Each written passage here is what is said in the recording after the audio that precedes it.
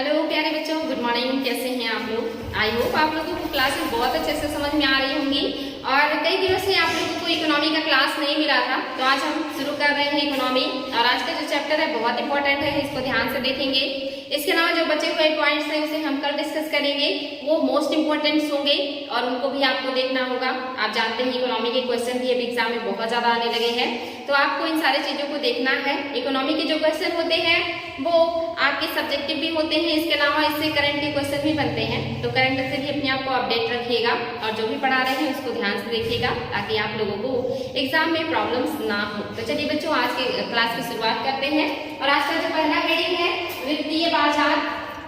यह एक व्यापक बाजार है जहां पर अनेक वित्तीय उत्पादों और परिसंपत्तियों जैसे मुद्रा, शेयर, बॉन्ड्स, डिबेंचर और अन्य वित्तीय विपत्रों या जो बहुत तरह तरह के मतलब उपयोग में लाए जाते हैं आर्थिक क्षेत्र में, उन सभी का क्या किया जाता है? क्रय विक्रय किया जाता है। इसका प्राथमिक कार्य क्या है? यानी कि जो आपका वित्तीय बाजार है इसका प्राथमिक कार्य क्या है?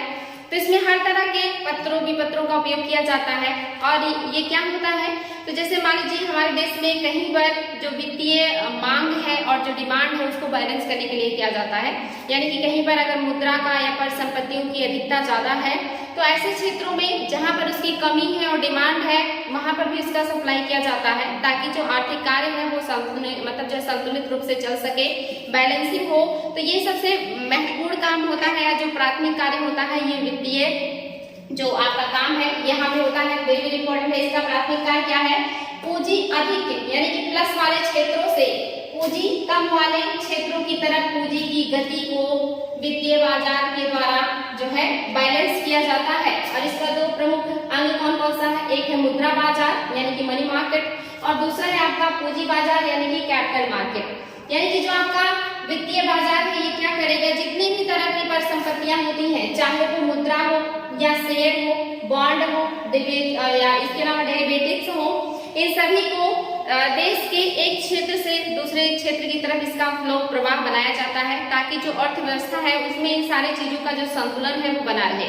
यानी कि कहीं पे इनकी अधिकता ना हो और कहीं पर इनकी कमी ना हो। अगर कहीं अधिकता है तो कमी वाले क्षेत्रों की तरफ इसका प्रवाह बढ़ाया जाता है, ताकि जो अर्थव्यवस्था का काम है वो अच्छे से चल सके, सुचारू रूप से चल सके, और जो मार्केट है वो बैलेंसिंग रहे। और इसको दो प्रकार में बांटा भी गया है, एक आपने देखा मुद्रा बाजार और दूसरा आपका वित्तीय बाजार है या परिसंपत्ति बाजार है। तो वेरी वेरी इंपॉर्टेंट है, ये दोनों पॉइंट ध्यान देंगे, यानी कि मुद्रा बाजार और पूंजी बाजार। ये क्या होता है इसको भी हम देखेंगे। तो मुद्रा बाजार क्या है? जहां पर विभिन्न मौद्रिक एवं वित्तीय परिसंपत्तियों का अल्पकाल मीन्स एक वर्ष से कम या एक वर्ष तक का जो टाइम होता है उसे अल्पकाल कहा जाता है, उतने टाइम के लिए क्रय विक्रय किया जाता है। मुद्रा बाजार में आरबीआई द्वारा अर्थव्यवस्था में तरलता, मुद्रा की मात्रा एवं प्रवाह का नियंत्रण किया जाता है। यानी कि जो मुद्रा बाजार है इसमें मुद्रा का प्रवाह कितना होगा, उसकी क्वांटिटी कितनी होगी, वो किस तरह से होगा, इन सारी चीजों का जो नियंत्रण है वो आरबीआई यानी कि रिजर्व बैंक ऑफ इंडिया करता है। और आप जानते हैं कि हमारी अर्थव्यवस्था में मुद्रा जो बनती है वो आरबीआई ही बनाता है, और उसको अर्थव्यवस्था में कितनी मात्रा में उतारना है और वो पूरी अर्थव्यवस्था में सुचारू रूप से उसका वितरण हो, हर व्यक्ति तक उसकी जो है पहुंच हो, ये सारी चीजों का जो ध्यान रखता है वो आरबीआई ही करता है। यानी कि उस पर नियंत्रण रखना, उसको छापना, मार्केट में उतारना, उस पर कंट्रोल करना, ये सारे काम जो होते हैं वो आरबीआई का होता है। तो मुद्रा बाजार में आप देख रहे हैं आरबीआई बहुत महत्वपूर्ण रोल निभा रही है, आरबीआई ही सब कुछ देखता है। और जो मुद्रा बाजार है ये भी दो तरह का होता है, एक संगठित और औपचारिक होता है, दूसरा असंगठित और अनौपचारिक होता है। संगठित में आप जानते हैं कि जो आपके बैंक होते हैं, चाहे वो निजी हो या सार्वजनिक हो, जिन पर सरकार का या कहीं आरबीआई का नियंत्रण होता है, जो एक प्रमाणित जगह है या एक तरीके से कहीं की कानूनी है, जहाँ पे अगर कोई प्रॉब्लम होती है तो इंसान उसको कानून के थ्रू चैलेंज कर सकता है, इसको संगठित कहते हैं। और दूसरा जो है ये असंगठित है, यानी कि इतना ज्यादा संगठित क्षेत्रों के विकास और डेवलपमेंट के बाद भी आज भी हमारी जो ग्रामीण जनसंख्या है वो बहुत ज्यादा यानी कि अभी भी कुछ हद तक असंगठित क्षेत्रों पर भी निर्भर होती है। और असंगठित क्षेत्र में आप जानते हैं कि वहाँ पे जो है व्यापारी आते हैं, साहूकार आते हैं, महाजन आते हैं, चिट्ठी आते हैं, ऐसे लोग जो लोगों को ब्याज पर पैसे देते हैं और लोग वहां से उधार ले लिया करते हैं। ऐसे क्षेत्रों में आप देखेंगे रिश्तेदार और करीबी भी आते हैं, वहां से भी लोग लेते हैं पैसे उधार। लेकिन जो बड़े ब्याज पर या ज्यादा ब्याज पर लोगों को टैक्स देते हैं या मतलब पैसे देते हैं या ऋण उपलब्ध कराते हैं, उसमें आप जानते हैं पुराने टाइम से लेकर के ही महाजन, साहूकार, जमींदार, चिट्ठी लोग बड़े पैमाने पे थे। आज भी इनका अस्तित्व है, ये पूरी तरह से खत्म नहीं हुए हैं। इतना ज्यादा बैंकों के निर्माण होने के बावजूद भी लोग आज भी इन सारे लोगों के ऊपर निर्भर है, या कहिए कि जहाँ पर अभी इन सब चीजों का उतना ज्यादा डेवलपमेंट नहीं है, वहाँ आज भी जनता ऐसे लोगों के ही चंगुल में फंसी रहती है। तो ये सारे लोग असंगठित क्षेत्र में आते हैं और संगठित में आपकी जितने भी वित्तीय संस्थान है, चाहे वो निजी हो या सार्वजनिक हो, जो कि एक कानूनी तौर पर वर्क करते हैं, जिन पर आरबीआई का कंट्रोल होता है, ये सब संगठित क्षेत्र में आते हैं। तो ये मुद्रा बाजार में दो है, एक संगठित और एक असंगठित। संगठित को औपचारिक भी कहते हैं और असंगठित को अनौपचारिक भी कहते हैं। आरबीआई ब्याज दरों का निर्धारण करती है, मुद्रा प्रवाह को एक दिशा देती है, साथ ही मुद्रास्फीति को कंट्रोल करती है, मुद्रा अस्फीति को कंट्रोल करती है और अर्थव्यवस्था में इन सारे चीजों को जो है बैलेंस करके या मेंटेन करके अर्थव्यवस्था को संतुलनकारी बनाती है। यानी कि जो आरबीआई है, इसी के हाथों में सारा है। पूरी अर्थव्यवस्था का जो स्ट्रक्चर है वो आरबीआई के द्वारा ही तय किया जाता है। यानी कि अगर मार्केट में मुद्रा ज्यादा है तो उसे कम कैसे करना है, ये आरबीआई देखेगी। अगर मार्केट में मुद्रा कम है तो उसे कैसे बढ़ाना है उसकी मात्रा को, वो भी आरबीआई ही देखती है। इसके अलावा जो मुद्राएं चलन से बाहर हो रही या पुरानी हो रही, उन्हें कैसे मार्केट से खत्म करना है, नई मुद्राएं लानी है तो उसका डिजाइन कैसा होगा, वो कितनी मात्रा में आएंगी मार्केट में, ये सारी चीजें आरबीआई ही गवर्न करता है। तो मुद्रा बाजार पूरी तरह से आरबीआई के कंट्रोल में है। आप ये चीजें यहाँ से समझ सकते हैं। इसके अलावा दूसरा जो है ये पूंजी बाजार है, ये वित्तीय बाजार का है दूसरा भाग है पूंजी बाजार। पूंजी बाजार में क्या होता है, जहां वित्तीय प्रतिभूतियों एवं संपत्तियों का दीर्घकाल के लिए क्रय विक्रय किया जाता है। दीर्घकाल मीन्स 1 साल से ज्यादा। अगर अल्पकाल की बात करेंगे तो 1 साल से कम होगा और अगर दीर्घकाल की बात करेंगे तो 1 साल से ज्यादा होगा। जहां पर 1 साल से ज्यादा के लिए क्रय विक्रय किया जाता है उसी को पूंजी बाजार कहते हैं। और पूंजी बाजार में भी अधिक एवं बचत अधिक वाले, यानी कि अगर कहीं पर पूंजी की अधिकता है, बचत की अधिकता है, तो वहां से उन क्षेत्रों की तरफ पूंजी का प्रवाह किया जाता है या वहां से पूंजी को निकाल करके ऐसे क्षेत्रों में पूंजी को पहुंचाया जाता है जहां पर उसकी कमी हो और उसका डिमांड हो। तो इम्पोर्टेंट है बच्चों, चाहे वो मुद्रा हो या पूंजी हो, दोनों का प्रवाह बैलेंस किया जाता है। अगर कहीं पे ज्यादा है, उसकी जो है अधिकता है, तो उसे उन क्षेत्रों में पहुंचाने का प्रयास किया जाता है जहां पर कमी हो, जहां पर डिमांड हो। तो ये आप देखेंगे पूंजी बाजार में भी पाया जाएगा और आपके वित्तीय बाजार में भी पाया जाता है ये चीज। तो ये बैलेंस करने के लिए इस तरह के काम किए जाते हैं। तो उन क्षेत्रों में से पहुंचाया जाता है जहां पर इसकी मांग और कमी होती है। प्राथमिक मुद्रा बाजार और द्वितीयक मुद्रा बाजार, इसको भी 2 भागों में बांट दिया गया है। यानी कि जैसे आपने पूंजी बाजार को देखा 2 भागों में बांटा गया है, वैसे ही आपका यहाँ पे देखेंगे पूंजी बाजार और मुद्रा बाजार दोनों को 2 भागों में बांटा गया है। इंपॉर्टेंट है, ध्यान देंगे इसको। इसके अलावा मुद्रा क्या है आपको पता होना चाहिए। मुद्रा क्या है, वर्तमान में तो हम देख ही रहे हैं कि मुद्रा क्या है और मुद्रा का एक बहुत बड़ा इतिहास भी है। तो मुद्रा वो चीज होती है जिसके द्वारा हम वस्तुओं और सेवाओं का क्रय विक्रय करते हैं। यानी कि अगर हमें मार्केट से कोई सामान खरीदना है या मार्केट में हमें कोई सामान बेचना है या कोई जो है सेवा लेनी है या किसी को सेवा देनी है, तो उसके बदले में लोग पैसे का लेन देन करते हैं और ये जो पैसा होता है उसी को मुद्रा कहते हैं। उसका जो मूल्य होता है उसी के आधार पर लेन देन किया जाता है। और आपको पता होना चाहिए कि जो मुद्रा का इतिहास है बहुत पुराना है। सिंधु घाटी सभ्यता से इसके बारे में पता चलता है, जहां पर सेलखड़ी की मुद्राएं बड़े पैमाने पर उपयोग में लाई जाती थी। उसके बाद आप देखेंगे वैदिक काल में निष्क नामक सिक्का और भी कुछ सिक्के प्रचलन में थे, उनके बारे में भी आप लोगों को पता होना चाहिए। आगे चल के आपने देखा कि मौर्य काल में बहुत बड़े पैमाने पर या सबसे ज्यादा मुद्राएं की ढलाई की गई थी और उसके बाद कुषाण काल में आपने देखा था सबसे शुद्ध सोने के सिक्के जो है कुषाणों ने चलाए थे। तो शुरुआत में जो सिक्का है वो देखेंगे कि पहले सिक्के का उपयोग उतना नहीं होता था। जैसे सिंधु घाटी सभ्यता में ही सामान को खरीदने बेचने के लिए सिक्कों का प्रयोग नहीं किया जाता था, बल्कि वहां पर जो मुहर होता था या जो पैसा होता था उसको एक प्रतीक चिन्ह के रूप में उपयोग किया जाता था। व्यापारी अपना सामान पैक करने के बाद उस पर उस मुद्रा से छाप लगा दिया करते थे, मुहरबंद किया करते थे। वहां पे सिक्के का प्रयोग इसलिए किया जाता था जबकि वहां पे वस्तु विनिमय प्रणाली थी। और आप वैदिक काल में भी देखेंगे वहां पर भी वस्तु विनिमय प्रणाली थी। यानी कि शुरुआत में सिक्के का उतना वजूद नहीं था या सिक्का लोगों के लिए इतना महत्वपूर्ण नहीं था। लोग अपनी सामान की अदला बदली करके ही अपने जीवन में आर्थिक कार्य को मतलब जो है कंप्लीट कर लिया करते थे। उन्हें मुद्रा या पैसे की जरूरत नहीं होती थी। लेकिन हमें मुद्रा की जरूरत क्यों पड़ी या हमने पैसा क्यों बनाया? तो आपको पता होगा कि जो वस्तु विनिमय प्रणाली है ये अच्छी तो थी, इसके लिए किसी मुद्रा की जरूरत तो नहीं पड़ती थी, लेकिन ये बहुत मुश्किल भी होता था। जैसे आपको पता है कि सामान के बदले में सामान लिया जाता है। तो मान लीजिए अगर किसी को के पास भैंस है और उसको बेच करके उसे अनाज लेना है, तो उसको गेहूं अगर मान लीजिए लेना है तो क्या करेगा? वो ऐसे व्यक्ति को ढूंढेगा जिसको भैंस की जरूरत हो और उसके पास गेहूं ज्यादा हो, जिसको वो किसी को देना चाहता हो। तो ऐसे व्यक्ति को ढूंढना बहुत मुश्किल होता था कि जिसकी आपको जरूरत है वो आपको दे सके और जिसको आपके पास जो वस्तु है उसकी जरूरत हो ताकि आप उसे दे सके। तो एक्सचेंज प्रणाली काफी मुश्किल होता था। जैसे अनाज को ले लीजिए, कहीं पे धान अधिक हुआ, कहीं पे गेहूं अधिक हुआ, तो हमें ऐसे व्यक्ति को ढूंढना होगा। मान लीजिए हमारे पास गेहूं है तो हमें ऐसे व्यक्ति को ढूंढना होगा जिसके पास चावल हो और उसे गेहूं की ही जरूरत हो, तभी वो हमारा गेहूं लेके अपना चावल देगा या हमारी जो जरूरत है उसे पूरा करेगा। तो ये काफी मुश्किल होता था। आपको जरूरत है तो ऐसे व्यक्ति को ढूंढिए जिसके पास उसकी अधिकता हो और उसको भी वही जरूरत हो जो आपको देना है। तो ऐसे व्यक्ति को ढूंढना या इस तरह से काम चलाना समाज में या अर्थव्यवस्था में काफी दिक्कत हो रही थी, बहुत प्रॉब्लम हो रही थी। तो इन्हीं सारी परेशानियों से उबरने के लिए जो उस समय के जो राजा महाराजा थे उन्होंने जो है धातुओं के सिक्के चलाए थे। क्योंकि अगर उस समय इस तरह की कागजी मुद्रा चलाते या और कुछ चलाते, हालांकि तब कागज का आविष्कार भी नहीं हुआ था, तो कागजी मुद्रा का तो कोई मतलब जो है मतलब ही नहीं है। लेकिन किसी सस्ती धातु का अगर मुद्रा बनाया जाता तो लोग उस पर विश्वास नहीं करते क्योंकि उसकी कीमत कम होती, उसकी वैल्यू कम होती।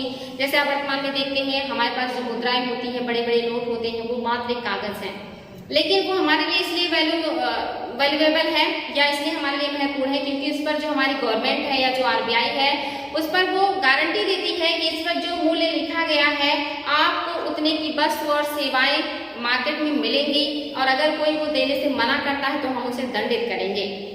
यानी कि गवर्नमेंट मानती है कि इतने की है और ये जो है गवर्नमेंट अपनी तरफ से निर्धारित कर रही है, गवर्नमेंट देगी वो मूल्य। अगर आपको विश्वास नहीं है तो, और अगर कोई उसे एक्सेप्ट नहीं कर रहा है मार्केट में तो ऐसे लोगों को गवर्नमेंट दंड देगी। यानी कि बहुत कठोरता से चीजें लागू की गई हैं, तब आज वो कागज का मुद्रा हमारे लिए इतना वैल्यूएबल है या हम उसे इतना इंपॉर्टेंस देते हैं। लेकिन प्राचीन काल में जब लोग ऐसी चीजों पर विश्वास करने में हिचकते थे या इतनी अच्छी कानूनी व्यवस्था नहीं थी, तो ऐसे टाइम में लोगों का विश्वास कैसे जीता जाए या कैसे उन्हें मुद्रा के प्रति उनका जो विश्वास है उसे जगाया जाए। तो उसके लिए जो राजा लोग हुआ करते थे उन्होंने कीमती धातुओं के सिक्के बनाना शुरू किया था जो वजन में भी काफी होते थे, जिनका आकार भी ज्यादा होता था। यानी कि जो मुद्राएं होती थी उन पे जितना मूल्य अंकित किया जाता था उतने ही भार की वो बनाई भी जाती थी। अगर कोई उस मुद्रा को मार्केट में नहीं भी लेता है तो उस धातु को बेच करके व्यक्ति उतना पैसा प्राप्त कर सकता है या उतनी वैल्यू की वस्तुएं प्राप्त कर सकता है। तो इसी वजह से जो राजा हुआ करते थे वो मुद्राएं जो बनवाते थे वो वजन में काफी हुआ करते थे और शुद्ध सोने या चांदी के सिक्के बनवाते थे ताकि जो लोग हैं इस कीमती धातु की वैल्यू को समझे और उस धातु के बदले सेवाओं को और वस्तुओं को लोगों को प्रदान करें। तो शुरुआत में आप देखेंगे जो राजा हैं उन्होंने जो सिक्के बनवाए हैं वो ज्यादातर सोने चांदी के हुआ करते थे। हालांकि बाद में धीरे धीरे करके तांबे के सिक्काओं का भी जो है प्रचलन हुआ था और इसी क्रम में आपने देखा था कि सांकेतिक मुद्रा भी आई थी। सांकेतिक मुद्रा मीन्स क्या होता है? इसका मतलब होता है कि जो भी आप सिक्के चलाएंगे उसका जो धातु होगा उसकी वैल्यू ज्यादा नहीं होगी, यानी कि उस धातु को बेचने से आपको उतना पैसा नहीं मिलेगा जितना मूल्य उस पर अंकित किया गया है। ऐसी मुद्राओं को सांकेतिक मुद्रा कहते हैं, यानी कि वो वास्तविक मुद्रा नहीं होती है। तो आप देखेंगे मोहम्मद बिन तुगलक ने सांकेतिक मुद्रा भी चलाई थी, यानी कि वो धातु कीमती नहीं था लेकिन उस पर जो अंकित मूल्य था वो अधिक था। ऐसी मुद्राओं को सांकेतिक मुद्रा कहते हैं।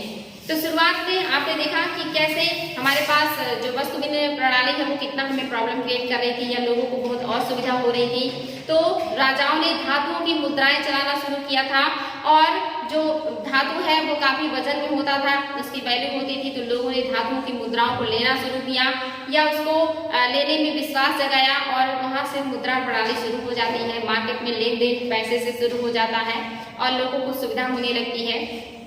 आगे चल के आप देखेंगे मध्यकाल में आते आते जो चीन है वो कागज की खोज कर लेते हैं और फिर धीरे धीरे करके जो अंग्रेज हैं ये जब आते हैं तो ये कागज की मुद्राएं चलाते हैं और इस पर जो है इस तरह का जो है अधिकार या कहिए कि प्रमाणित मुहर लगाते हैं कि आपको लेना होगा या ये मार्केट में अगर कोई लेने से मना करता है तो उसको दंडित किया जाएगा।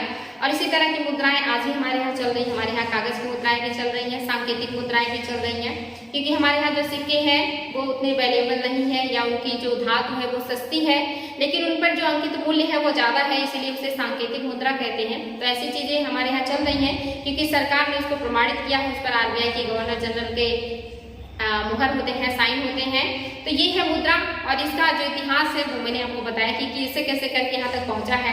और आप जानते हैं कि सिर्फ आपका जो कागज का नोट है इतना ही तक नहीं, जो मुद्रा है अब आभासी मुद्राएं भी चलने लगी हैं, जैसा कि बिटकॉइन, ये हाथ में नहीं ले सकता कोई, सॉफ्ट करेंसी होती है, ये अकाउंट टू अकाउंट ट्रांसफर किया जाता है और ये इस समय बहुत ज्यादा प्रचलन में आ रहा है। हालांकि ये काफी एक तरीके से कहिए कि काफी बड़े अमाउंट में ही इनका जो है लेन देन होता है और ये बाय कंप्यूटर ही होता है, ये हार्ड करेंसी नहीं है और इसे हर देश में अभी मान्यता भी नहीं मिला है। लेकिन आगे चल करके जिस तरह से सारी चीजें ऑनलाइन हो रही हैं और लोग आगे बढ़ रहे हैं तो आभासी मुद्राओं का प्रचलन भी बड़े पैमाने पे होगा, धीरे धीरे करके ये सारी चीजें बढ़ेंगी। तो ये है मुद्रा। पहले कैसे जो है पत्थर की मुद्राएं या मिट्टी की मुद्राएं होती थी, फिर वो धातुओं की बनी, फिर वो सांकेतिक मुद्राओं में तब्दील हुई और अब नोट की मुद्राओं में और उसके बाद जो है आभासी मुद्राओं में तब्दील हो गई हैं। तो ये आपका मुद्रा का इतिहास है जिस पर पूरी अर्थव्यवस्था टिकी है, जिस पर लोगों का विश्वास टिका है, जिसके जरिए लोग अपना काम कर रहे हैं। जिसके पास जितनी ज्यादा मुद्राएं होती हैं उसका सोसाइटी में उतना ज्यादा वैल्यू होता है, वो उतनी ही ज्यादा वस्तुओं और सेवाओं का विक्रय कर सकता है और अपने आप को आगे बढ़ा सकता है। तो ये है मुद्रा, जिसको हम जानते हैं कि वर्तमान में क्या वैल्यू है। तो मैंने आपको बताया वित्तीय बाजार, वित्तीय बाजार के दो भाग हैं, मुद्रा बाजार और पूंजी बाजार। वो सारी चीजें आप लोगों को आई होप क्लियर हो गई होंगी। फिर आपने देखा मुद्रा क्या है, तो मुद्रा का इतिहास मैंने बताया आपको। पहले वस्तु विनिमय प्रणाली थी, बाद में चल करके आपने देखा सिंधु घाटी सभ्यता में मुलायम चट्टान या मिट्टी की जो है बनी। उसके बाद आपने देखा धातु जो मुद्राएं हैं इनका प्रचलन शुरू हुआ। उसके बाद सांकेतिक मुद्राओं का भी कुछ दिनों तक प्रचलन हुआ, साथ ही कांस्य मुद्रा आई और अब आपकी आभासी मुद्रा आ गई है। तो ये मुद्राओं का क्रम है, तो अगर एग्जाम में आए तो आप इसे कर भी सकते हैं। इसके अलावा मुद्रा के कार्य क्या क्या होते हैं, हम मुद्रा से कौन कौन से कार्य करते हैं या वर्तमान में हमारा जो दैनिक जीवन है इसमें हम मुद्राओं का उपयोग किस तरह से करते हैं। तो आप देखेंगे मूल्य का माप, यानी कि जो मुद्रा होती है उससे हम किसी भी वस्तु या सेवा के मूल्य की माप करते हैं कि कोई भी वस्तु हमें कितनी कीमत में मिलेगी या जो सेवा है वो हमें किस कीमत पे प्राप्त होगी, ये किसमें हम मापते हैं, तो ये मूल्य में मापते हैं। और मूल्य किसका होता है, तो मुद्राओं का होता है। तो पहला काम क्या है, मूल्य का माप करना। मुद्रा मूल्य की माप करती है वस्तुओं और सेवाओं के। दूसरा विनिमय का माध्यम, यानी कि कोई भी वस्तु आपको खरीदनी हो या बेचनी हो, कोई भी सेवा आपको प्राप्त करनी हो या बेचनी हो, तो उसके लिए आपको अपना मूल्य बताना होगा और उसका जो माप है वो किसमें होगा, वो मुद्रा में होगा। तो ये क्या करता है, विनिमय का माध्यम भी है। कोई भी चीज खरीदने बेचने में हम किस चीज को माध्यम बनाते हैं, तो मुद्रा को माध्यम बनाते हैं। तो इम्पोर्टेंट बच्चों ये भी। मूल्य का संचय, यानी कि अगर आप अपने पास मूल्य का संचय करना चाहते हैं तो कैसे करेंगे, मुद्राओं के रूप में करेंगे, चाहे उसे बैंक में जमा करके करें या अपने घर में रख के करें। क्योंकि आपको पता है जब भी कोई वस्तु या जो सेवा है वो आप उसे परचेज करने जाएंगे, चाहे आज या भविष्य में, तो आपको पैसे की जरूरत पड़ेगी और पैसे का क्या होता है, मूल्य होता है। तो ये क्या करता है, आपके संचय के रूप में भी रख सकते हैं इस मूल्य को। और जिसके पास इसका संचय होता है वो व्यक्ति कोई भी चीज परचेज कर सकता है, उसका समाज में वैल्यू होता है और वो हर चीज को ले सकता है और बेच भी सकता है। तो ये क्या है, बहुत इंपॉर्टेंट है, ये वर्ड भी याद रखिए, मूल्य का संचय, जो कि हम मुद्रा के रूप में करते हैं। इसके अलावा मूल्य का हस्तांतरण, यानी कि आपको मान लीजिए कोई संपत्ति है और आप उस संपत्ति को जो है बेचना चाहते हैं या कहीं आप और जाकर के रहना चाहते हैं और आपका जो घर है उसको आप बेचना चाहते हैं, तो बेचने के लिए आपको क्या करना होगा, पैसे के रूप में उसको तब्दील करना होगा, यानी कि आप किसी से उसके बदले में पैसा लेंगे और फिर वहां से जाकर के आपको दूसरी जगह जहां भी मकान लेना है वहां पे जाकर के आप दूसरे व्यक्ति को पैसा दे करके उस मकान को परचेज कर लेंगे। तो क्या हो गया, ये मूल्य का हस्तांतरण हो गया। अगर ऐसा नहीं होता तो आपको ऐसे व्यक्ति को ढूंढना होता जिसको यहाँ घर की जरूरत हो और वो व्यक्ति वहां पे आपको घर दे सके जहां आपको घर लेना है। तो ये बहुत ही मुश्किल काम था। ये आपका जो वर्तमान में चल रहा है मुद्रा प्रणाली, ये जो मुद्रा का कार्य है कितना बढ़िया है, जिसकी वजह से हमारे जो दैनिक जीवन की सारी जरूरतें हैं वो बहुत सहूलियत से हो जाती हैं। तो इम्पोर्टेंट है बच्चों, ये क्या करता है, मूल्य का हस्तांतरण भी करता है, यानी कि आपको अपने मकान का मूल्य मिल गया और आप उस मूल्य में जाकर के कहीं और मकान ले सकते हैं, तो मूल्य का हस्तांतरण हो गया। तो ये मूल्य का हस्तांतरण भी करता है। इसके अलावा साख का आधार है, यानी कि साख मीन्स क्या होता है कि मार्केट में जो भी पैसे हम लेकर के आते हैं, मार्केट में जो पैसे उतारे जाते हैं उसी को साख कहा जाता है कि आपके पास कितने पैसे हैं। जितने ज्यादा होंगे इसका मतलब आपका साख उतना ही ज्यादा मजबूत है, इसी को साख कहा जाता है। तो क्या कहता है, साख का आधार भी है, यानी कि आपके पास ज्यादा पैसे हैं तो आपका साख मजबूत है। जैसे कहते हैं कि जो बैंकें हैं अगर उनके पास पैसे बहुत ज्यादा हो तो उनका साख मजबूत है, वो दूसरों को भी पैसे दे करके उनके साख को मजबूत कर सकते हैं, या उनसे पैसा ले करके लोग जा करके मार्केट में इन्वेस्ट कर सकते हैं। तो ये साख का एक तरीके से कहिए किसी पर पूरा आधारित होता है। और इसी को क्या करते हैं, जब आरबीआई देखती है मार्केट में ज्यादा पैसा हो गया है तो लोगों से पैसा सोखना शुरू कर देती है, मार्केट से पैसा लेने के लिए जो ब्याज दरें हैं वो बढ़ा देती है। तो क्या होता है, साख कम हो जाता है, यानी कि लोगों के पास पैसे की जो मात्रा है, जो क्वांटिटी है वो कम हो जाती है। और जब पैसे की मात्रा कम हो जाएगी तो इसका मतलब साख कम हो गया, और जब पैसे की मात्रा ज्यादा हो जाएगी तो यानी कि साख ज्यादा हो गया। तो क्या करता है, ये साख का आधार भी है कि पैसे से ही साख बनता है। अगर पैसे ज्यादा है तो साख अच्छा है, और पैसे ज्यादा नहीं है तो साख अच्छा नहीं है। तो साख में वैसे आप जानते हैं टहनियां होती हैं, यानी कि किसी वृक्ष में जितनी ज्यादा टहनियां होगी वो वृक्ष उतना ही ज्यादा बैलेंसिंग होगा। तो अगर किसी तरफ टहनियां ज्यादा हो जाती है तो जो पेड़ का जो आप देखेंगे बैलेंस बिगड़ जाता है और पेड़ गिर भी सकता है। तो ये जो आरबीआई है यही देखती है कि जो बैंकिंग है उनकी शाखाएं अधिक ना हो जाए, या जो साख है वो बहुत ज्यादा ना बढ़ जाए कि मार्केट में पैसे ज्यादा हो जाए। तो ये साख इसी को कहते हैं, यानी कि पैसे का जो आवाजाही है या जो क्वांटिटी है उसी से साख का निर्धारण होता है। तो ये सारे कार्य जो है वो मुद्रा का है, मूल्य मापन, विनिमय का माध्यम, मूल्य का संचय, मूल्य का हस्तांतरण और साख का आधार। आई होप आप लोगों को मुद्राओं का कार्य जो है वो समझ में आया होगा।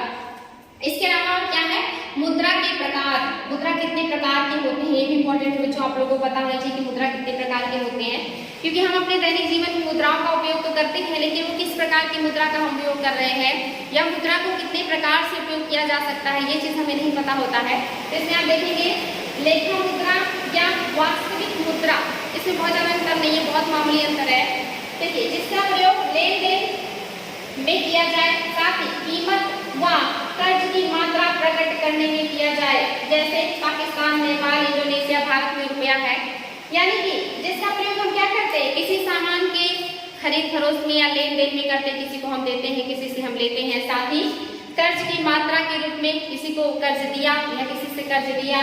साथ ही और भी चीजों के द्वारा जो हम प्रकट करते हैं वो सब क्या हो जाएंगी, साख मुद्राएं हो जाएंगी। जैसे हमारे देश में, पाकिस्तान में, नेपाल में, इंडोनेशिया में जो रुपए है ये क्या है, ये हमारे जो है लेखा मुद्रा है। मैं साख कह रही हूँ बार बार, साख पढ़ाते पढ़ाते मेरी जुबान पे रट गया। तो ये लेखा मुद्रा है, यानी कि वो मुद्राएं जो देश की एक प्रमाणित मुद्रा है जिसके द्वारा आप सामानों का लेन देन कर सकते हैं, किसी को ऋण दे सकते हैं, किसी से ऋण प्राप्त कर सकते हैं, या इन सारे रूपों में आप उसे प्रकट कर सकते हैं। वो क्या हो जाएगा, आपका लेखा मुद्रा हो जाएगा।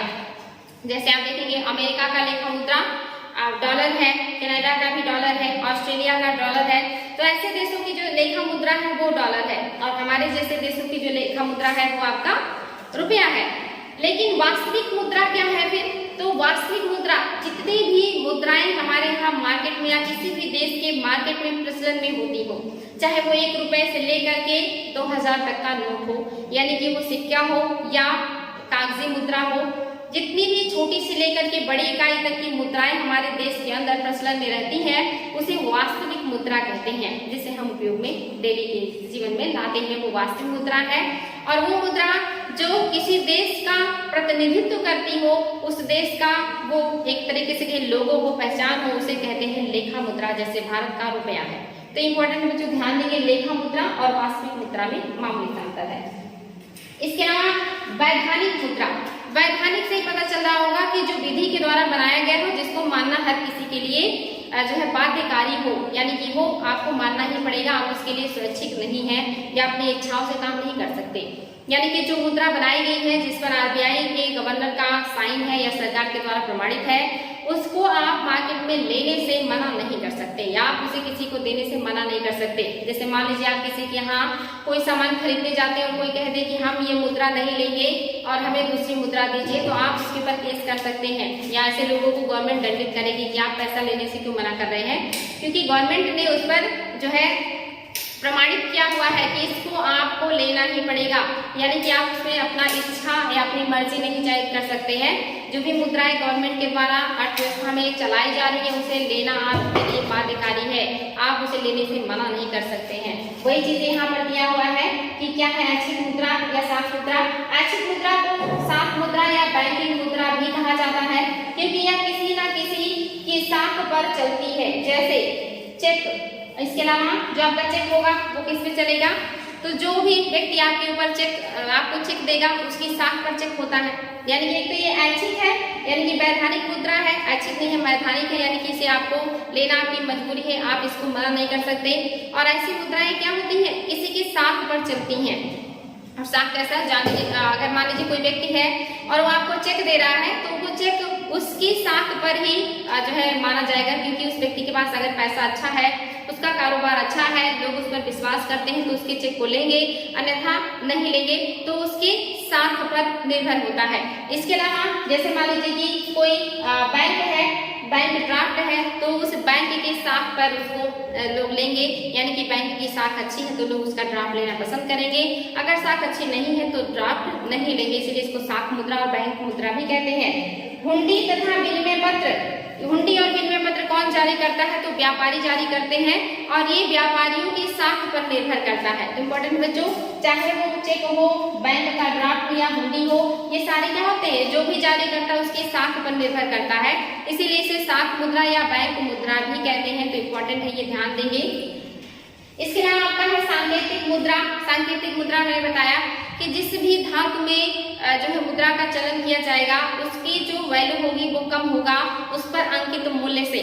मान लीजिए आपके पास 10 रुपए का सिक्का है और वो जो उसमें धातु लगी है, अगर आप उसे पिघला करके बेचने जाएं और तो मार्केट में वो 5 रुपए का भी ना बिके, तो इसका मतलब क्या है, वो सांकेतिक मुद्रा है, यानी कि इस पर जो अंकित मूल्य है उससे कम उसका वास्तविक या उसमें जो धातु लगा है उसका मूल्य है, तो ये सांकेतिक मुद्रा होगा। यानी कि 10 रुपए के सिक्के का आप सामान खरीदते हैं तो आपको 10 रुपए का सामान मिलेगा, लेकिन अगर उसे सिक्के को आप पिघला करके उसके धातु को बेचते हैं तो आपको 5 रुपया मिल रहा है। इसका मतलब क्या है, वो सांकेतिक मुद्रा है, क्योंकि इसका जो धातु है उसकी वैल्यू उसके अंकित मूल्य से कम है।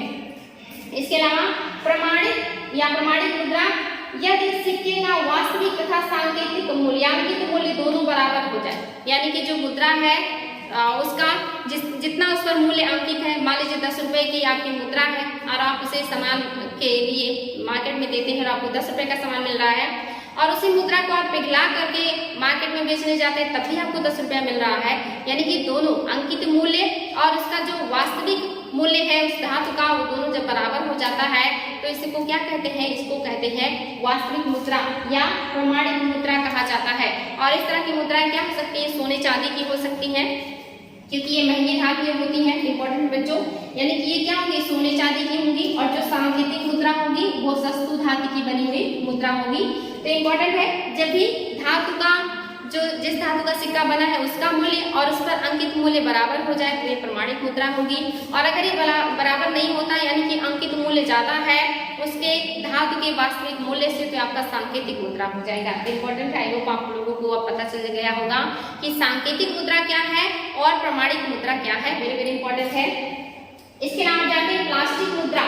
आजकल प्लास्टिक मुद्रा भी चल रही है, जिसमें डेबिट कार्ड और क्रेडिट कार्ड बड़े पैमाने पर प्रचलन में है, इसको प्लास्टिक मुद्रा कहते हैं। एग्जाम में क्वेश्चन भी आता है कि प्लास्टिक मनी किसे कहते हैं, वहां पे ऑप्शन में आपको दे देगा एटीएम कार्ड, डेबिट कार्ड या दूसरी चीजें। तो अगर वहां पे क्रेडिट कार्ड या डेबिट कार्ड दिया है तो दोनों ही प्लास्टिक मुद्रा है, और इन दोनों में अंतर है। जैसे आप जानते हैं जो डेबिट कार्ड है इसमें क्या होता है, जैसे मान लीजिए आपके अकाउंट में 10,000 रुपए हैं तो अगर आपके पास डेबिट कार्ड है तो आप 10,000 का शॉपिंग कर सकते हैं या वस्तुओं और सेवाओं को परचेज कर सकते हैं। तो ये डेबिट कार्ड है, यानी कि जितना आपके अकाउंट में है आप उतने का ही वस्तु या सेवा खरीद या बेच सकते हैं। इसको कहते हैं डेबिट कार्ड। और क्रेडिट कार्ड क्या होता है, यानी कि अगर आपके अकाउंट में पैसा नहीं है तो भी एक निश्चित मानक तक आप वस्तुओं और सेवाओं को खरीद सकते हैं, यानी कि जितने तक का बैंक आपको छूट देता है कि आपके अकाउंट में अगर पैसा नहीं है तो आप अपने क्रेडिट कार्ड के थ्रू कितने सामानों को खरीद और बेच सकते हैं। ये अगर वो जितना प्रमाणित किए रहेंगे उतना आप खरीद बेच सकते हैं बिना अकाउंट में पैसे के, इसको क्रेडिट कहेंगे। और डेबिट में जितना आपके अकाउंट में रहेगा आप सिर्फ उतने का ही खरीद और फरोख्त कर सकते हैं, वो आपका डेबिट कार्ड हो जाएगा। तो दोनों में अंतर है बच्चों, क्रेडिट और डेबिट दोनों याद रखेंगे। डेबिट उतना ही करेंगे शॉपिंग जितना आपके अकाउंट में है, और क्रेडिट बिना पैसे के भी शॉपिंग करेंगे जितना आपको बैंक की तरफ से छूट मिला रहेगा। जैसे आपने देखा होगा मोबाइल में भी पहले क्रेडिट करके लोग पैसे मंगाया करते थे, तो 10 रुपये 20 रुपये जितना का भी वो मतलब जो है देती थी कंपनी, उतना मतलब लोगों को मिलता था। यानी कि बिना अकाउंट में पैसे के आप 10 रुपये कंपनी से ले लिया करते थे और फिर उसका काम कर लिया करते थे, यानी कि एक निश्चित मात्रा थी, उससे ज़्यादा आप नहीं कर सकते थे क्रेडिट। वैसे ही बैंक भी करती है क्रेडिट कार्ड जारी करके, तो इम्पोर्टेंट है। इसके अलावा आपका गर्म मुद्रा, गर्म मुद्रा को हॉट मनी कहते हैं इंग्लिश में।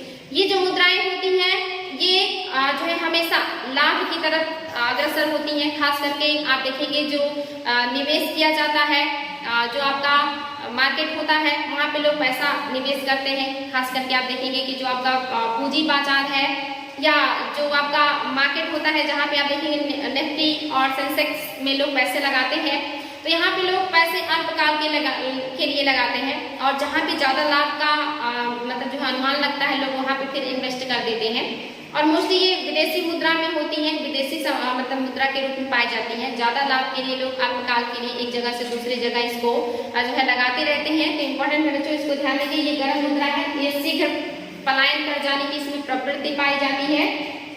और ये क्या होता है, मोस्टली शेयर बाजार में लगी विदेशी मुद्राएं निवेशक अल्पकालिक लाभ को ध्यान में रखते हुए वित्तीय परिसंपत्तियों तथा प्रतिभूतियों में निवेश करते हैं। और ये क्या होती है, शीघ्र पलायन कर जाती हैं। और ये ज्यादातर कहाँ पाई जाती है, तो शेयर बाजार में लगाई जाती है। जिसके शेयर अच्छे होते हैं लोग उसके शेयर को ज्यादा खरीदते हैं, जिसके शेयर की वैल्यू घटने लगती है वहां से पैसे निकाल करके फिर ज्यादा शेयर वाले जो है जहाँ पे लोगों को ज्यादा फायदा होना होता है वहां पर ये लोग क्या करते हैं, इन्वेस्ट कर देते हैं। इसी को गर्म मुद्रा कहते हैं या हॉट मनी कहते हैं, क्योंकि ये हमेशा फायदे के लिए लगाया जाता है। और जहां से नुकसान होने लगता है वहां से लोग ज्यादा फायदे की तरफ या कम फायदे से ज्यादा फायदे की तरफ लगाया करते हैं, और ये अल्पकालिक होता है। इसी को हॉट मनी या गर्म मुद्रा कहते हैं। इसके अलावा कुछ और भी है बच्चों, आप लोगों के मुद्रा के जो प्रकार है इसमें एक आपका कॉशन मनी है। कॉशन मनी क्या है, आई होप आप लोग ये पहली बार सुन रहे होंगे। इंपॉर्टेंट है, किसी भी संविदा और दायित्व को पूर्ण करने के लिए जमानत के तौर पर मांगे जाने वाले राशि को कॉशन मनी कहते हैं। यानी कि कोई भी दायित्व पूरा करने के लिए या संविदा के ऊपर जो वादा किया जाता है कि हम इस काम को कर लेंगे, और उसके बाद उसको करने के बाद जो पैसा दिया जाता है उसको कहा जाता है कॉशन मनी। यानी कि एक तरीके से कॉन्ट्रैक्ट है ये जो संविदा के रूप में हो या दायित्व के रूप में हो, उसको पूरा करने के बाद जो पैसा मिलता है उसे क्या कहेंगे, कॉशन मनी कहते हैं। इंपॉर्टेंट है, ध्यान दीजिए। धातु मुद्रा और कागजी मुद्रा, ये सारी चीजें मैंने आपको बताई है कि धातु मुद्रा क्या होगी, वो सोना चांदी तांबा कुछ भी हो सकता है। और ये मोस्टली क्या होता है, सिक्के के रूप में होता है, कॉइन के रूप में होता है, जिसका उपयोग प्राचीन काल से किया जा रहा है और आज भी किया जाता है। आज हालांकि सस्ती धातुओं के जो सिक्के हैं वो चलाए जाते हैं, इनको धातु मुद्रा कहते हैं। और जो आपका कागजी मुद्रा है इसको आप देखेंगे नोट के रूप में होता है, या नोट मुद्रा भी इसको कह सकते हैं। और वर्तमान में इसका चलन ज्यादा है, बड़े बड़े जो नोट हैं वो कागजी मुद्रा के रूप में ही पाए जाते हैं, जिन पर जो सरकार है या जो RBI है अपना जो है प्रमाणिक तौर पर उसको मार्केट में उतारती है, और उसको लेना हर किसी के लिए बाध्यकारी है। जिसका जो प्रचलन है, जो चलन है मार्केट में, वो सारी चीजें RBI कंट्रोल करता है। तो ये इंपॉर्टेंट बच्चों, ध्यान देंगे इसको। इसके अलावा आपका क्या है, रिजर्व बैंक, भारतीय रिजर्व बैंक को भी देखेंगे हम। इसके पहले थोड़ा सा और जान लेते हैं कि जो RBI है इसकी स्थापना आप जानते हैं कि अंग्रेजों के शासन काल में हुआ था। और ये केंद्रीय बैंक के रूप में 1935 में स्थापित हुआ था और 1949 में इसका राष्ट्रीयकरण कर दिया गया था। तो इम्पोर्टेंट है बच्चों, ये जानना आपके लिए बार बार एग्जाम में आता है कि कब इसकी स्थापना हुई थी और कब इसका राष्ट्रीयकरण हुआ था। और आपको पता है कि पूरी अर्थव्यवस्था का जो कंट्रोल है वो आज RBI के हाथ में है। वही हर चीज का निर्धारण करती है, हर चीज पर निगरानी रखती है, उसका ही नियंत्रण है और वही सबको मोटिवेट भी करती है और जो सही से काम नहीं करता तो उसे सही रास्ता या मार्गदर्शन भी देती है। ये RBI है। तो देख लेते हैं RBI को। इसकी स्थापना की सिफारिश आप देखेंगे, भारत में केंद्रीय बैंक यानी कि RBI की स्थापना की सिफारिश 1926 में हिल्टन यंग कमीशन, ये एग्जाम में आता है बच्चों की RBI की स्थापना जो है वो किस कमीशन की सिफारिश पर हुआ था, तो हिल्टन यंग कमीशन की सिफारिश पर हुआ था। ये चीज आप लोगों को बहुत ज्यादा अच्छे से ध्यान रखना है। हिल्टन यंग कमीशन ने की थी। 1931 में भारतीय केंद्रीय बैंक की जांच समिति ने भी भारतीय रिजर्व बैंक को केंद्रीय बैंक के रूप में स्थापित करने की सिफारिश की थी।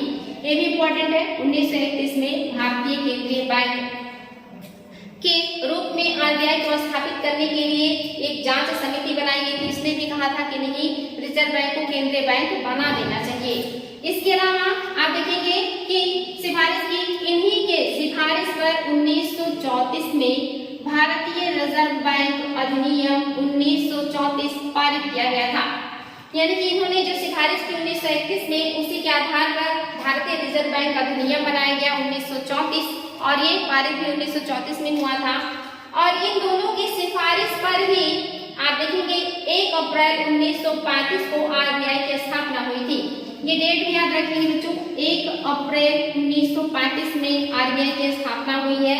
और किसकी संस्तुति पर या किसकी सिफारिश पर हुई है, तो 1931 का जो भारतीय बैंक जांच समिति है और दूसरा 1934 का भारतीय रिजर्व बैंक अधिनियम, इन्हीं दोनों की सिफारिश पर या इन्हीं दोनों की डिमांड पर RBI की स्थापना 1 अप्रैल 1935 में किया गया था। यह प्रारंभ में शेयर धारकों के बैंक के रूप में निजी क्षेत्र के अंतर्गत था। यानी कि पहले जब RBI बना तो ये इसमें जिन लोगों ने अपना शेयर लगाया था, पैसा लगाया था, उन्हीं का इसमें प्रभुत्व था और एक निजी बैंक के रूप में काम कर रहा था। यानी कि बहुत सारे लोगों ने शेयर लगा करके या पैसे लगा करके RBI की स्थापना करी 1935 में। और एक निजी बैंक था, ये तब इसका राष्ट्रीयकरण नहीं हुआ था या ये गवर्नमेंट का बैंक नहीं था, बल्कि एक निजी बैंक था और उसमें लगाए हुए जो शेयर्स थे उसी के आधार पर इसका काम चल रहा था। और जिसने जितनी मात्रा में शेयर लगाया था उसका उतना ज्यादा नियंत्रण था इस बैंक पे। तो पहले क्या था, एक निजी बैंक था, लेकिन आगे चल करके क्या हुआ, जिसका यानी कि RBI का 1949 में राष्ट्रीयकरण किया गया। ये डेट भी इंपॉर्टेंट है बच्चों, एग्जाम में आता है कि RBI का राष्ट्रीयकरण कब किया गया था, तो 1949 में किया गया था। यानी कि यहाँ से ये सरकारी बैंक या आप देखेंगे सार्वजनिक बैंक के रूप में हो गया, यानी कि गवर्नमेंट का इस पर अधिकार हो गया, गवर्नमेंट का प्रभुत्व हो गया। और ये काम कब हुआ है, आजादी के बाद किया गया है। इंपॉर्टेंट है, इसको देखेंगे। इसी समय बैंकिंग विनिमय अधिनियम 1949 में बनाया गया। ये भी एक अधिनियम है, ध्यान देंगे, बैंकिंग विनिमय अधिनियम। एग्जाम में आ सकता है कि बैंकिंग विनिमय अधिनियम कब बनाया गया था, तो 1949 में बनाया गया था, जब RBI का गठन किया गया था। अधिनियम 1934 और आपका बैंकिंग अधिनियम 1949 के तहत व्यापारिक बैंक संचालित होते हैं। यानी कि जितने भी वाणिज्यिक कमर्शियल बैंक हैं जो वर्तमान में काम कर रहे हैं, व्यापारिक बैंक हैं, वो सारे किसके द्वारा संचालित होते हैं, तो इसी 2 अधिनियम के द्वारा। एक अधिनियम 1934 जो यहाँ पे बना है, भारतीय रिजर्व बैंक अधिनियम, और दूसरा 1949 का बैंकिंग विनिमय अधिनियम। इन्हीं दोनों के द्वारा वर्तमान के जो बैंक है, जो व्यापारिक बैंक है, उनका संचालन होता है। एग्जाम में आ सकता है क्वेश्चन कि जो व्यापारिक बैंक है इनका संचालन किस अधिनियम के द्वारा होता है, तो ये दोनों अधिनियम है 1949 और 1934। वेरी वेरी इंपॉर्टेंट बच्चों, ध्यान देंगे। 1937 के पूर्व RBI का कार्यालय कोलकाता में था। ये भी इम्पोर्टेंट है। पहले जो RBI था इसका मुख्यालय कहाँ पे था, कोलकाता में था, लेकिन वर्तमान में इसका मुख्यालय बदल गया है। आगे है, भारत में वोट मतलब जितने भी आपके नोट हैं, जो भी मुद्राएं जारी की जाती है, नोट निर्गमन का एकाधिकार RBI का है। लेकिन एक बढ़िया तथ्य है जो एग्जाम में बार बार आता है कि 1 रुपए का जो होगा, रुपए का जो नोट होगा, उसका जो निर्गमन है या उसको जो बनाने का काम करता है वो वित्त मंत्रालय करता है। ये अपवाद है। कि इंडिया में जितने भी सिक्के हो या नोट हो, जो भी मार्केट में प्रचलित में है, जिनका हम उपयोग कर रहे हैं लेन देन में, वो सारी मुद्राएं आरबीआई ही छापती है और उस पर आरबीआई के गवर्नर जनरल का साइन होता है। लेकिन उनमें मात्र 1 रुपया का जो नोट है उस पर जो साइन होगा वो भारत सरकार का होगा, या जो 1 रुपया होगा उस पर जो साइन होगा वो भारत सरकार में वित्त मंत्रालय के सचिव का होता है। एग्जाम में आ चुका है कि 1 रुपए का जो नोट है ये कौन जारी करता है, तो वित्त मंत्रालय जारी करता है। और इस पर साइन किसका होता है, तो वित्त मंत्रालय के सचिव का इस पर साइन होता है। बाकी के जितने भी नोट और मुद्राएं हैं वो आरबीआई जारी करता है और उस पर जो साइन होगा वो आरबीआई के गवर्नर जनरल का होता है। तो वेरी वेरी इंपॉर्टेंट है बच्चों, एग्जाम में बहुत ज्यादा आता है, ध्यान देंगे इसको। आगे है, ये सारी चीजें मैंने आपको बताई हैं। जो आपका आरबीआई का गवर्नर का जो बोर्ड होता है, यानी कि निदेशक बोर्ड होता है जिसके द्वारा सारी चीजें जो है संचालित होती हैं। इसमें जो मतलब बोर्ड होता है, इसमें क्या होता है, तो इस बोर्ड में एक गवर्नर होता है और 4 उप गवर्नर होते हैं। यानी कि निदेशक बोर्ड 5 लोगों से बना होता है, जिसमें गवर्नर होगा और 4 उप गवर्नर होंगे। और यही लोग क्या करेंगे, सारी चीजों को कंट्रोल करेंगे, नियंत्रण करेंगे। बोर्ड की जो बैठक है वो साल में 6 बार होना आवश्यक है। एग्जाम में आ सकता है कि आरबीआई के बोर्ड का जो बैठक है वो मतलब जो है कितनी बार होना चाहिए साल में, तो 6 बार यानी कि 6 बार होना चाहिए। और प्रत्येक तिमाही में कम से कम 1 बार तो बैठक जरूर होना चाहिए, कम से कम 1 बार, अधिकतम 2 बार 3 बार भी हो सकता है। तो साल में आप जानते हैं 4 तिमाही आती है, तो एक तिमाही में कम से कम 1 बैठक तो होनी चाहिए और ओवरऑल पूरे 1 साल में पूरा 6 बैठक होना जरूरी है। इंपॉर्टेंट है बच्चों, ध्यान देंगे इसको। आरबीआई बैंक का जो या रिजर्व बैंक के जो क्षेत्रीय शाखा या कार्यालय है ये 20 है। इंपॉर्टेंट एग्जाम में आ सकता है कि आरबीआई का क्षेत्रीय कार्यालय कितने हैं, तो 20 हैं और उप कार्यालय कितने हैं, तो 11 हैं। 11 उप कार्यालय हैं और क्षेत्रीय कार्यालय 20 हैं। और ये ज्यादातर राज्यों के राजधानियों में ही बनाए जाते हैं, यानी कि अगर किसी राज्य में इनका कार्यालय होगा तो वो ज्यादातर वो उस राज्य की राजधानी में होता है। इंपॉर्टेंट है, ध्यान देंगे। जैसे मान लीजिए अगर यूपी की बात करें तो यहाँ पे आरबीआई का जो क्षेत्रीय कार्यालय होगा वो लखनऊ में होगा। इंपॉर्टेंट बच्चों, ध्यान देंगे। न्यूनतम कोष प्रणाली, ये क्या है, बहुत ही फेमस चीज है, एग्जाम में आता है। न्यूनतम कोष प्रणाली क्या है, यहाँ पर ये कहा जाता है कि जो आरबीआई है वो जो भी मुद्राएं जारी करेगी, जो भी मार्केट में पैसा उतारेगी, उसके लिए उसको अपने पास न्यूनतम कोष रखना होगा, एक रिजर्व कोष अपने पास उसको सुरक्षित रखना होगा। और उसकी जो मात्रा बताई गई है वो 200 करोड़ बताया गया है, यानी कि 200 करोड़ अपने पास रिजर्व रखेगा गवर्नर जनरल या जो आरबीआई है वो। और उसमें से आप देखेंगे कि 115 करोड़ की जो रिजर्व होगा वो सोने के रूप में या गोल्ड के रूप में होगा। एग्जाम में आता है बच्चों की आरबीआई कितने % अपने पास जो है आरक्षित रखेगा, तो 200%। अगर उसमें से पूछ ले कि कितने % गोल्ड के रूप में रखेगा, तो 115% जो होंगे वो गोल्ड के रूप में होंगे, या 115 करोड़ के जो मतलब होंगे वैल्यू वो क्या होगा, वो गोल्ड के रूप में होगा। और बाकी जो 85 करोड़ होगा वो विदेशी परिसंपत्तियों के रूप में या विदेशी मुद्राओं के रूप में गवर्नर जनरल अपने पास रखता है। वेरी वेरी इंपॉर्टेंट है, ध्यान देंगे। ये न्यूनतम जो अनिवार्य है ये क्या होगा, इसके तहत जारी किए जाने वाले नोटों के पीछे आरबीआई 200 करोड़ का रिजर्व कोष रखता है, जिसमें 115 करोड़ का जो मूल्य होगा, मूल्य का सोना रखता है और 85 करोड़ मूल्य का विदेशी मुद्रा इसमें रखता है। टोटल मिलाकर के 200 करोड़ का रिजर्व अपने पास रखता है।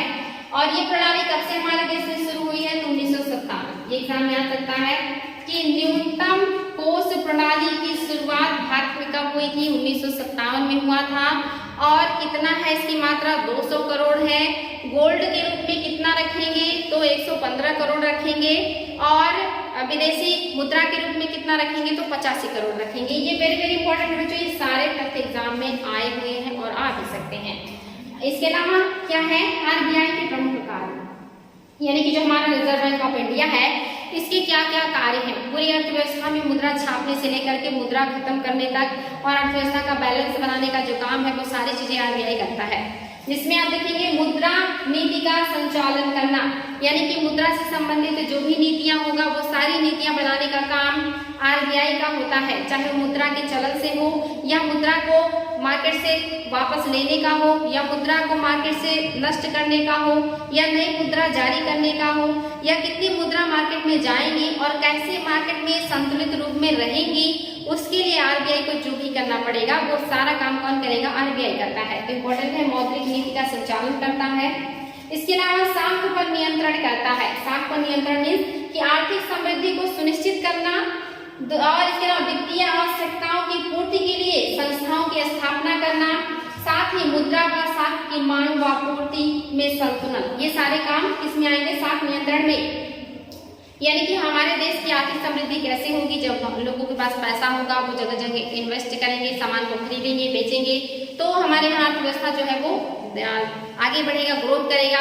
तो कौन करेगा, आरबीआई इस चीज को व्यवस्थित करने की कोशिश करता है। साथ ही जो वित्तीय आवश्यकताएं हैं लोगों की, वो मार्केट में या देश में लोगों को पूरा हो सके, यानी कि अगर किसी को ऋण चाहिए तो वो बैंक से प्राप्त कर सके या किसी के पास पैसा ज्यादा है तो बैंक में जमा कर सके, उसके लिए बहुत सारे वित्तीय संस्थानों की स्थापना करने की जरूरत पड़ती है। इतने बड़े देश में इतनी सारी जनसंख्याओं को सारी सुविधाएं उपलब्ध कराने के लिए इस तरह के वित्तीय संस्थानों की स्थापना करना पड़ता है। तो ये सारी चीजें कौन करता है, आरबीआई करता है। यानी कि अगर कोई नया बैंक खुलेगा तो वो आरबीआई की मर्जी से खुलेगा या आरबीआई के परमिशन से खुलेगा, तो कौन करता है, आरबीआई ही करता है। साथ ही मुद्रा व साख की मांग और पूर्ति को संतुलित बनाने का भी काम आरबीआई का है। यानी कि अगर जो मार्केट में मुद्राएं बहुत ज्यादा हो गई हैं, साख सृजन बहुत ज्यादा हो गया है, मुद्रा स्फीति जैसी स्थिति बन गई है, मुद्रा की वैल्यू घट गई, वस्तुएं महंगी हो गई हैं, तो आरबीआई नीतियां बनाएगा कि कैसे उन मुद्राओं को वापस बैंकों में खींचना है ताकि जो मार्केट में मुद्रा स्फीति है वो कम होगी। अगर मुद्राओं की जो कमी है मार्केट में हो गई है और मुद्रा अस्फीति आ गई है, वस्तुएं जो है वो क्या हो जा रही है, सस्ती हो जा रही है और मुद्रा की वैल्यू बढ़ती जा रही है, ऐसे में लोगों को प्रॉब्लम होने लगेगी। तो इसको भी व्यवस्थित करने का काम कौन करेगा, आरबीआई करता है। तो ये सारे काम कौन करेगा, आरबीआई करेगा। और ये जो है आरबीआई ये साख का नियंत्रण करती है लेकिन साख का सृजन नहीं करती। यानी कि मार्केट में पैसा लेने और देने का काम आरबीआई का नहीं है, वो सिर्फ देखती है कि मार्केट में पैसे की सप्लाई ज्यादा या कम तो नहीं हो रहा है, उसको बैलेंस करने का काम आरबीआई का है। तो अगर कभी यह है कि साख सृजन करता है आरबीआई, तो ये गलत है, वो सृजन नहीं करता, वो नियंत्रण करता है। वो सारे बैंकिंग या वित्तीय संस्थानों के ऊपर नियंत्रण रखता है कि वो ज्यादा मार्केट में पैसे ना डाल दे या मार्केट से ज्यादा पैसे ना ले ले, तो वो नियंत्रण करेगा, वो साख सृजन नहीं करेगा। साख सृजन कौन करता है, व्यापारिक बैंक करते हैं, वाणिज्यिक बैंक करते हैं, जो लोन पर लोगों को पैसा देते हैं और पैसा लेते हैं। तो याद रखिए बच्चों, ये सृजन नहीं करेगा, नियंत्रण करेगा। एग्जाम में आ सकता है क्वेश्चन। इसके अलावा ये क्या करेगा, मुद्रा जारी करता, यानी कि ये मुद्राएं जारी करता है। कौन सी मुद्राएं जारी करनी है, कितनी कीमत की मुद्राएं जारी करती हैं, कितनी मात्रा में मुद्राएं जारी करनी है, ये सारी चीजें कौन डिसाइड करता है, गवर्नर जनरल डिसाइड करता है। हालांकि इस पर सरकार का भी एक तरीके से कहिए कि होता है, प्रभुत्व होता है, हस्तक्षेप होता है, लेकिन कार्य जो करता है वो आरबीआई ही करता है मुद्राएं जारी करने का। इसके अलावा एजेंट एवं सलाहकार की भूमिका अदा करने के रूप में, यानी कि सरकार का बैंक भी है, सरकार का ये बैंक भी है, सरकार को जरूरत पड़ने पे सरकार को भी उधार देता है, सरकार यहाँ से पैसे प्राप्त कर सकती है। साथ ही ये एजेंट के रूप में या सलाहकार की भूमिका के रूप में भी होता है कि अर्थव्यवस्था में मुद्राओं का कितना प्रचलन होना चाहिए, कौन सी मुद्राएं हैं जो मार्केट में अब चल रही होगी नहीं, उनको हटा देना चाहिए। तो ये गवर्नमेंट को सलाह भी देता है, उसका एजेंट भी होता है और गवर्नमेंट को जरूरत पड़ने पर उसको पैसे भी उधार देता है। तो ये गवर्नमेंट या सरकार का भी बैंक है और उसका एजेंट और सलाहकार भी है। इसके अलावा विदेशी विनिमय दर का नियंत्रण, यानी कि हमें जो विदेशों से हम सामान को खरीदते हैं, बेचते हैं, तो हम कितना निवेश करेंगे या कितना हम चीजों का आदान प्रदान करेंगे, ये सारी चीजें कौन नियंत्रित करता है, आरबीआई ही करता है। तो ये क्या करता है, ये विदेशों में विनिमय दर का नियंत्रण भी करता है। इसके अलावा विकासात्मक भूमिका भी है इसकी, यानी कि अर्थव्यवस्था का विकास कैसे होगा, डेवलपमेंट कैसे होगा, तो कौन कौन सी नीतियां लागू किया जाए या कौन से तरीके से काम किया जाए कि देश का विकास हो, डेवलपमेंट हो। और अर्थव्यवस्था में पैसे का फ्लो बना रहे, संतुलन बना रहे और पूरे देश की जो अर्थव्यवस्था है वो अच्छे से चल सके, लोगों तक पैसे की पहुंच हो ताकि जो देश है वो विकास करे, डेवलपमेंट करे। ये सारी चीजों का नियंत्रण या निगरानी या जो कार्य है वो किसका है, वो आरबीआई का है। तो आई होप बच्चों आप लोगों ने देखा कि आरबीआई के क्या क्या काम है।